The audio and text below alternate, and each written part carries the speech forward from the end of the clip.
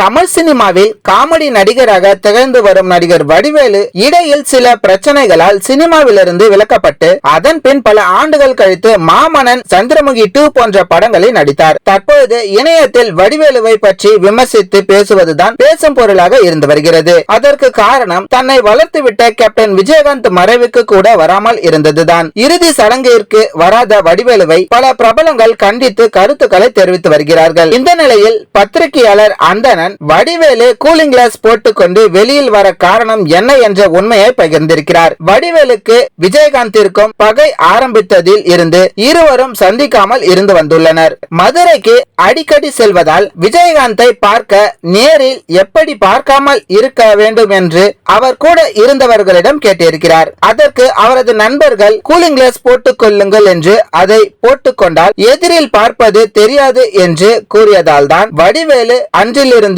Cooling glass போட்டுக் கொண்டாராம். அதன் பின் வடிவேலு எதற்காக பயந்தாரோ அது நடந்தது. 2011 வடிவேலு விஜயகாந்தை தாறுமாறாக திட்டியிருக்கிறார். பேச்சுவார்த்தை இல்லை. அந்த சமயத்தில் சென்னை ஏர்போர்ட்டில் விஜயகாந்தை சந்தித்தும் பார்த்தும் பார்க்காத மாதிரி சென்றிருக்கிறார் வடிவேலு. ஆனால் விஜயகாந்த் உடனே என்ன வடிவேலு நல்லா இருக்கியா என்று கூறியதும் ஷாக் ஆகிவிட்டாராம். நன்றாக இருக்கிறேன் என கூறிவிட்டு அப்படியே வடிவேலு சென்றிருக்கிறார். சில தினங்களுக்கு பின் இருவரின் காரும் எதிரெதிரே சென்றுள்ளது. அதை பார்த்த வடிவேலு பயந்திருக்கிறார். விஜயகாந்த் தன் காரை பின்னாடி எடுக்க சொல்லி வடிவேலுக்கு வழிவிட்டிருக்கிறார் என அந்தணன் தெரிவித்திருக்கிறார். இப்படி ஒரு மனசு இருக்கும் விஜயகாந்த் தன்னை எதிர்ப்பவரையும் நேசிப்பார் என்று வடிவேலுவின் வைராக்கியம் எப்பேற்பட்டது என்று தெரிவிக்கிறேன் எனவும் கூறியிருக்கிறார். இந்த வீடியோ உங்களுக்கு பிடிச்சிருந்தா லைக் பண்ணுங்க, ஷேர் பண்ணுங்க, கமெண்ட் பண்ணுங்க. மறக்காம யோகி டாக்ஸ் சேனலை சப்ஸ்கிரைப் பண்ணுங்க.